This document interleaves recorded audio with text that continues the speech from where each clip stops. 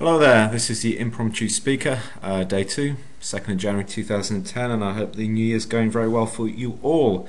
Something I forgot to mention on the last video was please keep your topics coming in. Email me at impromptuspeaker@yourpresentationskills.com. Please make sure the subject is titled topic, and in the main body of the email you've got the actual topic that you'd like me to talk about. This just means when I open emails I don't see the topic until I actually open the email. Okay, let's get today underway. So I've forgotten a stopwatch again. I'll sort that out for tomorrow. But we will quickly go to next topic. Okay, 2 minutes. Follow your head and not your heart.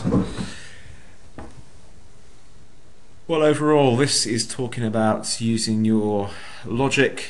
Some people will call it I think it's the right side of your brain, which uses numbers, facts, and data to make decisions, as opposed to the left-hand side of the brain, or the more creative and visual side of the brain, which relates to being an artist, writing, and being a person of a flight of fancy. This is quite pertinent in the business sector. So people in business often have to make decisions which are based on rigorous analysis, doing various matrices to understand what the best possible options are when making a decision.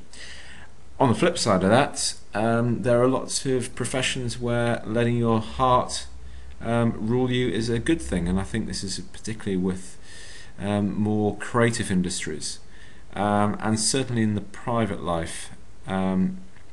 People often talking about letting their heart lead them rather than their head. There's a very good book by a gentleman called Jack Welch, who many of you may well have heard about. He used to be the CEO of GE for about, I think it was a good sort of 15-20 years, and he wrote a book called Straight from the Gut. And in that, the basic premise is that his decisions were based on a bit of a gut feeling rather than putting all the analysis into a decision. He made his decisions quickly and stuck with them. I'm sure you're all familiar with the term analysis paralysis. And I think by following your head and analysing too much, it can be the case that decisions aren't really made, in which case I think it's better to live by following your heart.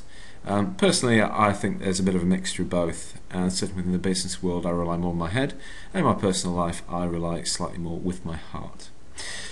So ladies and gentlemen, that is my 2 minutes for what it's worth on follow your head and not your heart.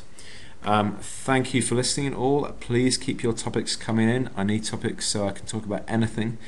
The crazier the better, the more unusual the better, so please challenge me. There's another 363 days to go until I finish, so thank you very much for that.